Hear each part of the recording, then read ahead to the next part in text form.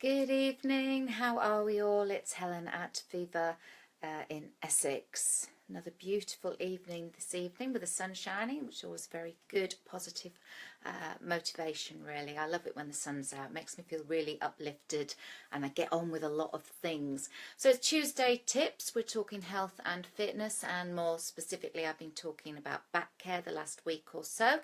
And I wanted to carry on with that, giving you some tips, some of which I spoke about this morning, but I like to repeat it later on just in case you missed the video, and I might add a little bit extra to it. So we've been talking about back care and tips on improving your daily activities. So things to, just me move, messages pop up as I'm talking, things to help improve your back health on a day-to-day basis, because sometimes it's not necessarily the exercise at the gym that can be the problem for your backs. It's what we're doing day in, day out, again and again and again.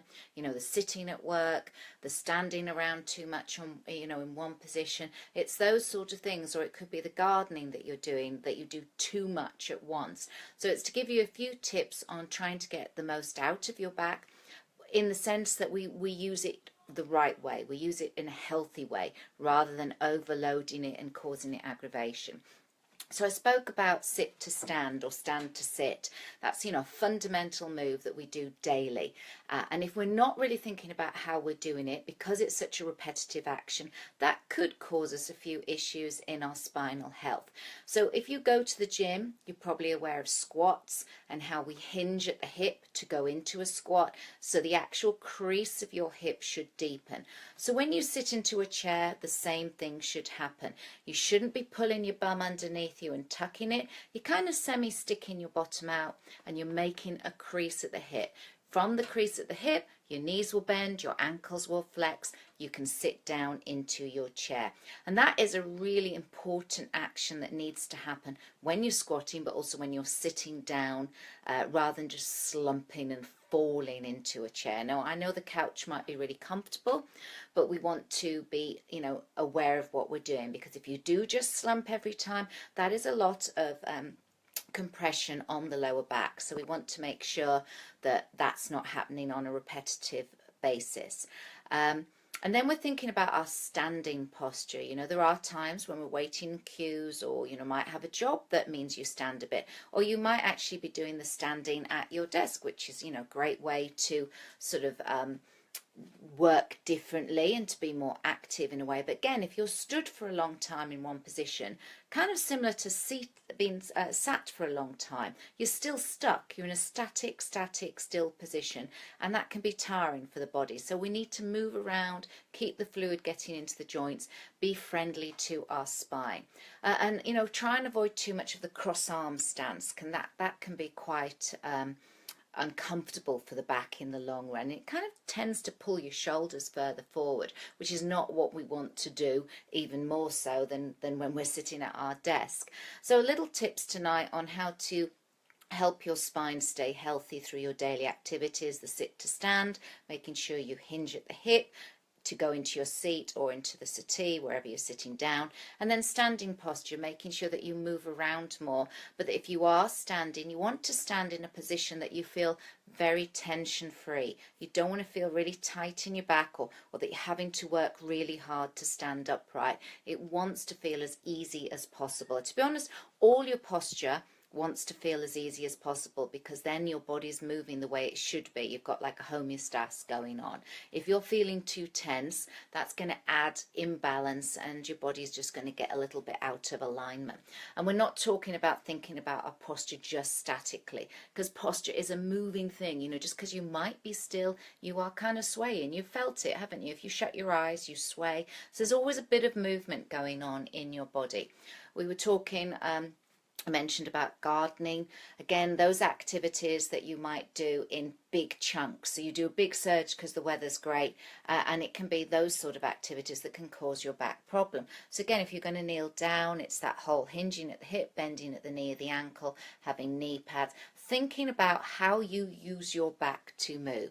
If you are constantly just rounding and curving into that lower back, it puts a lot of strain on the back, and it's using it almost too much and not in the right place. So just be careful with that and think about how repetitious you are in your moves to how much you're just bending into your spine. You know, even if you're going to the gym and you're squatting, it's got to be a good hip action. There should be a distinction between your hips and your lower back. You should not feel your lower back getting really involved in a sit to stand action. And then it was talking about avoiding heavy lifting first thing in the morning. So like kind of pretty much as you're getting out of bed, because during the night your spine, the discs in the spine hydrate. That's what they do. That's part of the natural process in the body. So it might make your back feel a little bit stiffer in the morning because those discs have swollen and they're really pressing the vertebra further apart. So you might feel a little bit tighter, a little bit stiffer in the morning. So therefore it's not the best thing to start trying to lift really heavy weights when your discs are really sort of juicy. You know, maybe wait a little bit longer till you've moved around because of that fluid is beginning to seep out. I mean, it doesn't completely go flat, but the natural process is to let some of that fluid out because it's nutritious. And the body then just shrinks a little bit. So if you're much taller in the morning than you are in the evening. So there's a few tips there. Just checking my list. And then there was the other thing that, you know, if you are suffering from any aches and pains, sort of non-specific in the lower back area, avoid the moves that trigger the pain. So maybe start to do a back diary so that you know what that maybe twisting in a certain way that aggravates your back, and try and avoid those moves.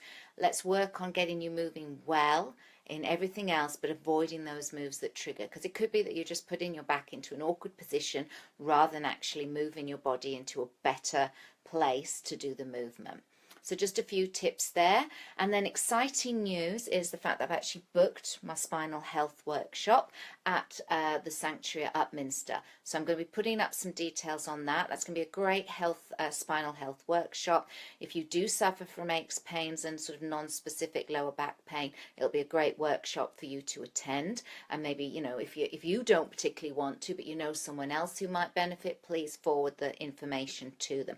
Likewise with this video, please feel free to share it and to hit the like. But this spinal health workshop is the Franklin method, so you'll bring together a real connection, brain and body, so that you're working effectively. You'll understand how the spine functions, you'll understand the bone rhythms a little bit more, and we'll also go through some movement with some therapeutic balls that will kind of help improve your lower back and just generally your whole body, to be honest. So it's a really great workshop. It's going to be about 3 hours. It's going to be the Upminster Sanctuary, which is a beautiful holistic centre, and I'll be posting up information very soon on that. So make sure you book now because it will be limited availability.